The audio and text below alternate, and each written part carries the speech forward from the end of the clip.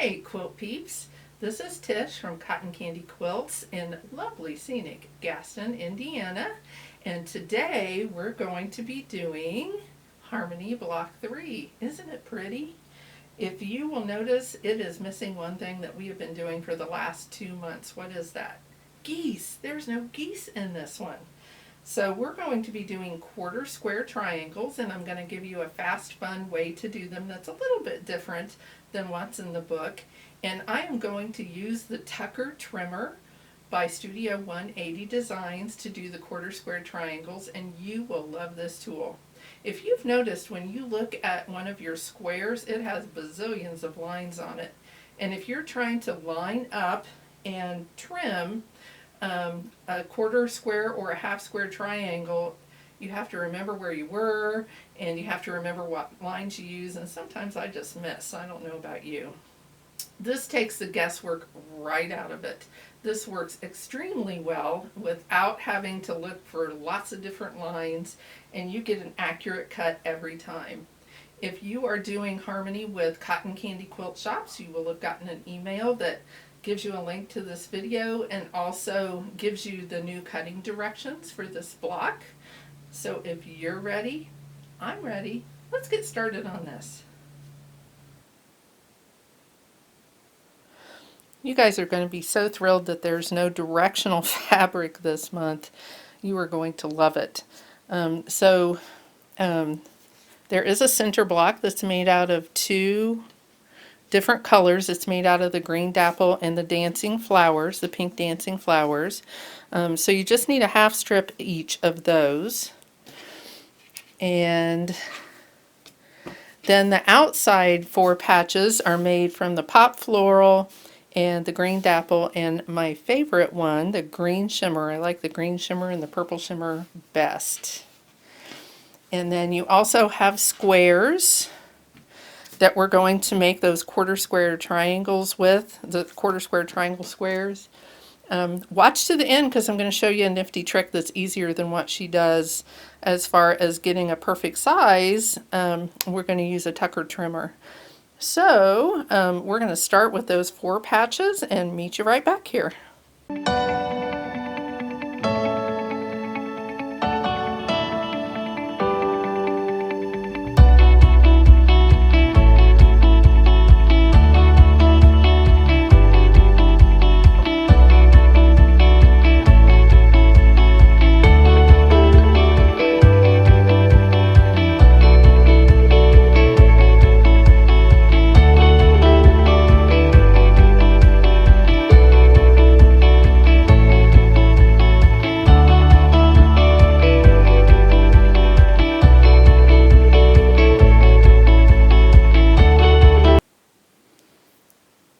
Okay, we are ready to start on the quarter square triangles, and as you can see, I have picked a color. I chose green, but you can pick any color you like.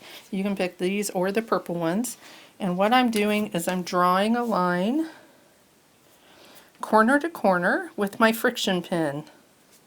Now, I wouldn't use a friction pin on the front, but it's absolutely fine to use it on the back because it's going to be in the seam allowance and not seen. Actually, you're going to cut on it, so it won't even matter.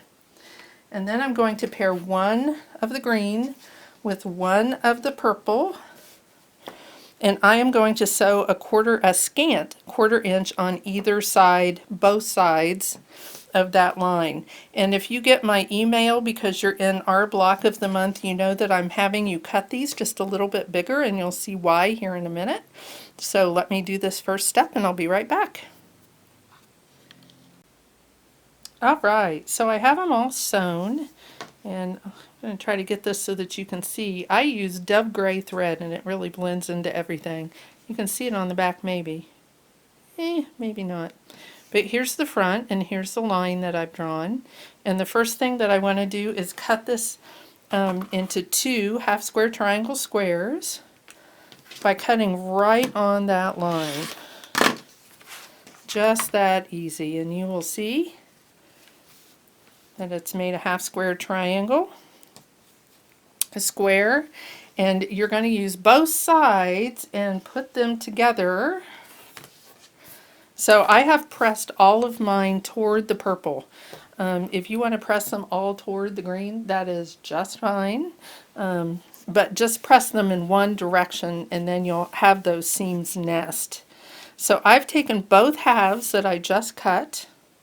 And if you remember right, when I very first told you how to do the 4 patches, I explained that you want to put them opposite. So you see the purple is here and the purple is here, which is easier than the way she has it arranged in her book.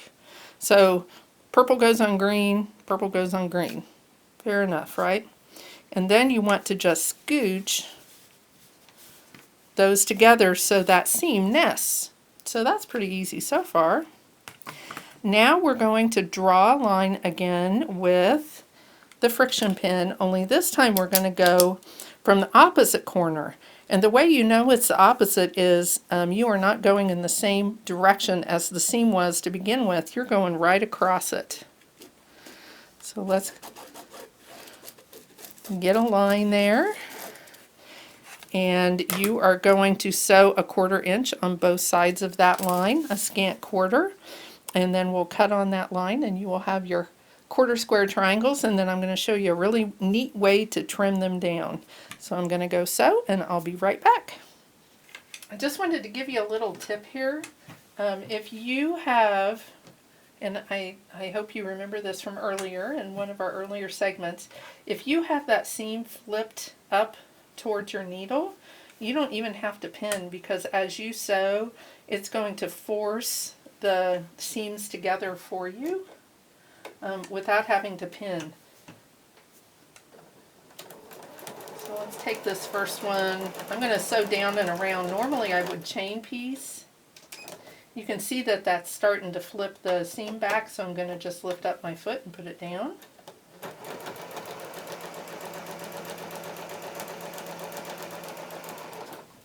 And then I'm going to turn around and go the other way. Normally I would chain piece so they'd all be done on the right side, and then I'd turn them around and do them on the left side, or whatever side. I suppose it's left each time, isn't it? Going back the other way. Getting rid of the threads. And as you can see, you've got a perfect little point right there in the center. So now I'm going to cut these in half right on that line, just like we did the first time. And I wanted to show you when I open this up that it is in fact another 4 patch. It's just turned on its side. So you can make this swirl around by holding it and opening that seam a little bit so that there's no bulk there, just like we did on the 4 patches. And then you can press it in a little swirl there.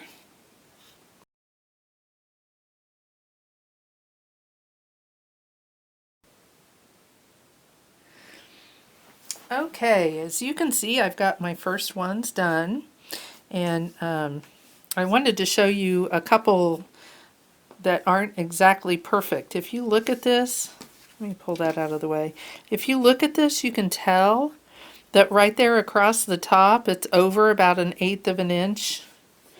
And over on this side, it's kind of crooked, and here it's right, and here it's over 1/8 of an inch. But these are cut a little bit large, and it won't matter because the centers are perfect.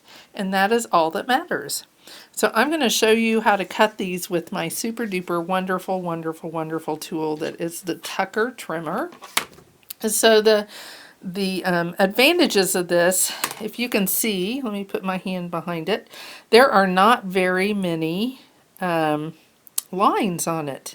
And there is a bullseye where you're going to put your point in the center. So these are supposed to finish to 3.5. So I am going to find the 3.5 inch line here. And right here you can see where it says 3.5. And the cross, the solid one is going across one of the lines. And I've made these super big so that you can see. The directions that I gave you aren't as big as this, but I needed them bigger so that I could cut for you in the camera. So you can tell that this is like a bullseye in the center. One is on one seam and the other is on the other seam. And now we're just going to cut over the top. And for the camera down, but normally I would cut from the other corner. Then I'm going to put this corner over here, just like that. I'm going to line it up in the 3.5-inch box. And when I do, you will see that those lines, that bullseye is right back on those seam lines again. I'm going to adjust just a little bit to get it just perfect there.